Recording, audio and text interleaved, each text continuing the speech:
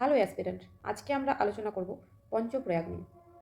বদ্রীনাথ ধাম থেকে একটি গুরুত্বপূর্ণ নদীর সৃষ্টি হয়, তার নাম হলো অলকানন্দা। এই অলকানন্দা নদীর সাথে যখন তলিগঙ্গা মিলিত হয়, তখন সেখানে একটি সঙ্গমস্থলে একটি প্রয়াগ তৈরি হয়। সেই প্রয়াগের নাম হলো বিষ্ণুপ্রয়াগ।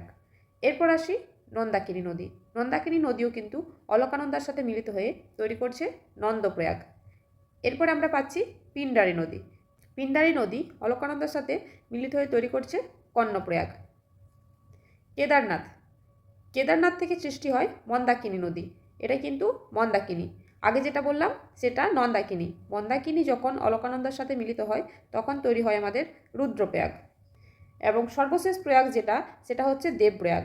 দেবপ্রয়াগ কার কার মিলনস্থলে করে ওঠে? ভাগীরথী আর অলকানন্দার মিলনস্থলে। একটা কথা মাথায় রাখবে, যখন ভাগীরথী আর অলকানন্দা মিলিত হয় তারপর থেকে, অর্থাৎ দেবপ্রয়াগের পর থেকে ভাগীরথী এবং অলকানন্দার মিলিত রূপকে আমরা গঙ্গা নামে জানি।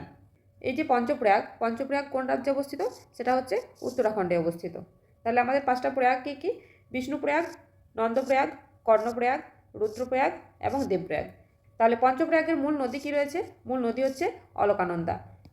বিষ্ণুপ্রয়াগ কার কার মিলনস্থলে করে উঠেছে? অলকানন্দা আর ধূলিগঙ্গা। নন্দপ্রয়াগ অলকানন্দা আর নন্দাকিনী নদী।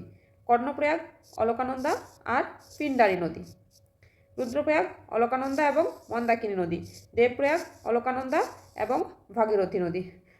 তোমরা আমাকে কমেন্টে জানাও, অলকানন্দা আর ভাগীরথী এই দুটো নদীর মিলিত রূপকে আমরা কি নামে জানি? যেটা দেবপ্রয়াগের পর থেকে নাম হচ্ছে, সেই নামটা কি? আমি অপশান দিচ্ছি, বলো। Jamuna,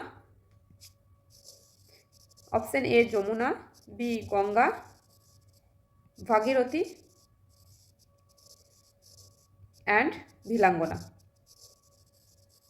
thank you. তোমাদের ভিডিওটি কেমন লাগলো অবশ্যই জানিও।